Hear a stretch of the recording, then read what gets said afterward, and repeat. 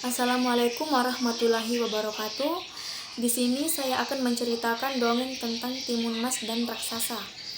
Pada suatu hari, di sebuah desa di daerah Jawa Tengah, ada seorang janda parubaya yang tinggal sendirian.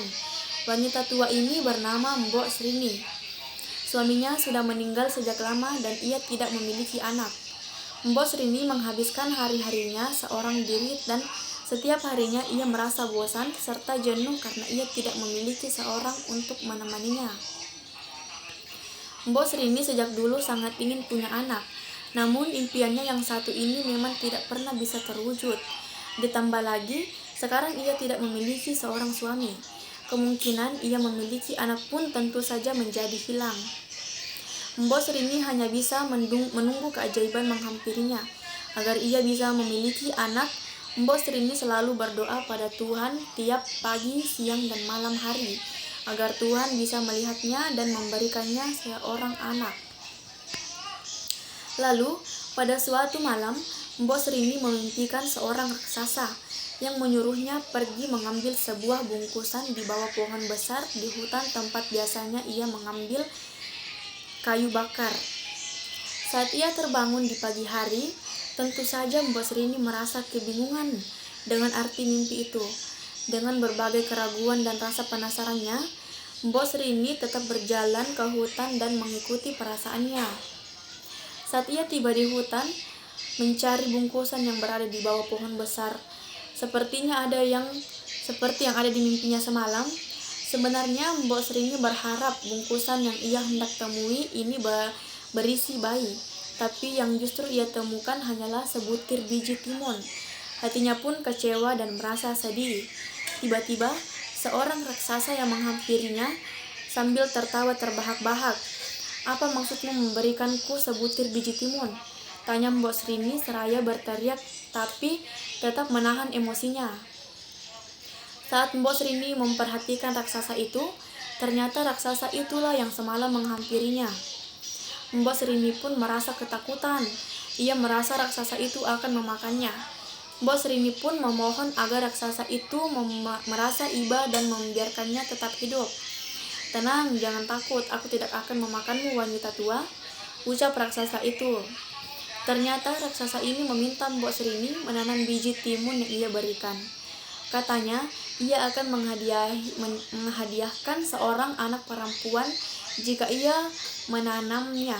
Namun saat anak itu sudah dewasa, Mbok Srini harus memberikan anak itu kepada raksasa karena ia akan menanamnya, karena Mbok Srini sangat menginginkan seorang anak. Ia menyetujui perjanjian itu. Saat kembali ke rumah, Mbok Srini menanam biji timun ke ladang belakang rumahnya. Mbok Srini merawat biji timun itu dengan sangat baik tiap harinya. 2 bulan kemudian, tanaman itu pun mulai berubah, dan tanaman timun itu hanya berbuah 1. Semakin hari, buah timun semakin besar, lebih besar dari buah timun pada umumnya. Warnanya pun menunjukkan warna kuning keemasan, terlihat cantik. Saat buah timun itu sudah sangat besar, Mbok Srini memetiknya dan saat terbelah, ada seekor bayi perempuan yang sangat cantik. Mbok Srini sangat bahagia mendengar suara tangisan bayi itu. Lalu, ia pun memberikan nama Timun Mas. Mbok Srini merasa sangat senang sehingga ia lupa bahwa ia pernah membuat janji pada raksasa. Ia akan memberikan bayi ini pada raksasa suatu hari nanti. Mbok Srini membesarkan Timun Mas dengan kasih sayang dan kesabaran. Timun Mas tumbuh menjadi seorang perempuan yang sangat cantik, baik, dan sangat cerdas. Pada suatu malam, Mbok Srini kembali bermimpi didatangi seorang raksasa yang memberikan pesan bahwa dalam waktu seminggu ia akan menjemput Timun Mas. Sejak saat itu, Mbok Srini sering termenung sedih sendirian. Ia terus memikirkan bahwa ia akan berpisah dengan anaknya yang sangat ia sayangi. Terkadang air matanya jatuh ke pipi tanpa ia sadari. Ternyata Timun Mas sering memperhatikan ibunya yang sedih ini. Lalu ia pun bertanya ke Mbok Srini, "Ibu, kenapa akhir-akhir ini ibu sering sekali menangis?" Awalnya Mbok Serini tidak ingin menceritakan pada anaknya, tapi karena Timun Mas mendesaknya dan terus bertanya, Mbok Serini menceritakan kisah asli kelahiran Timun Mas. Mbok Serini juga menceritakan bagian bahwa ia harus mengembalikan Timun Mas kepada seorang raksasa, dan beberapa malam sebelumnya raksasa ini menghampiri ia kembali ke dalam mimpi.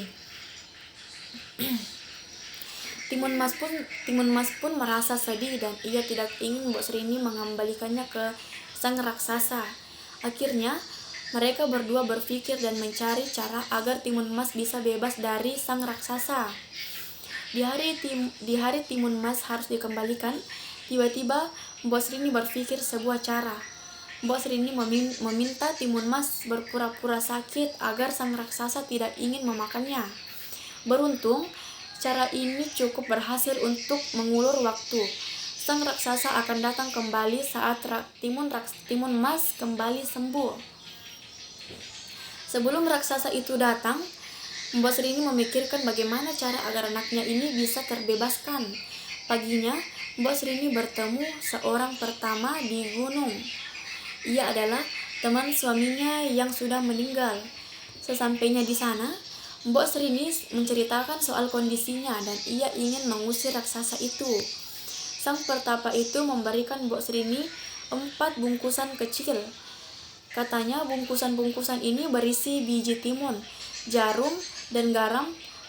Terasi sang pertapa menyuruhnya memberikan 4 bungkusan ini pada anaknya. Dan jika sang raksasa mengejarnya, sebarkan ini bungkusan-bungkusan ini. Setelah itu, Mbok Serini pun pulang dengan perasaan sangat lega. Setidaknya ia sekarang sudah memiliki rencana. Beberapa hari kemudian, raksasa ini datang kembali untuk menjemput Timun Mas. Mbok Serini dan Timun Mas pun berdampingan tanpa rasa takut. Timun Mas tiba-tiba berlari sekencang-kencangnya dan raksasa itu mengejarnya. Setelah cukup jauh, Timun Mas menaburkan biji yang diberikan ibunya. Sungguh ajaib, di hutan di sekelilingnya tiba-tiba berubah menjadi ladang timun. Dalam sekejap, batang timun tersebut menjalar dan menilit seluruh tubuh raksasa itu. Namun raksasa itu mampu melepaskan diri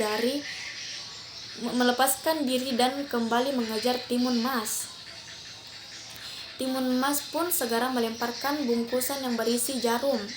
Dalam sekejap jarum-jarum berubah menjadi banyak pohon bambu yang tinggi dan runcing.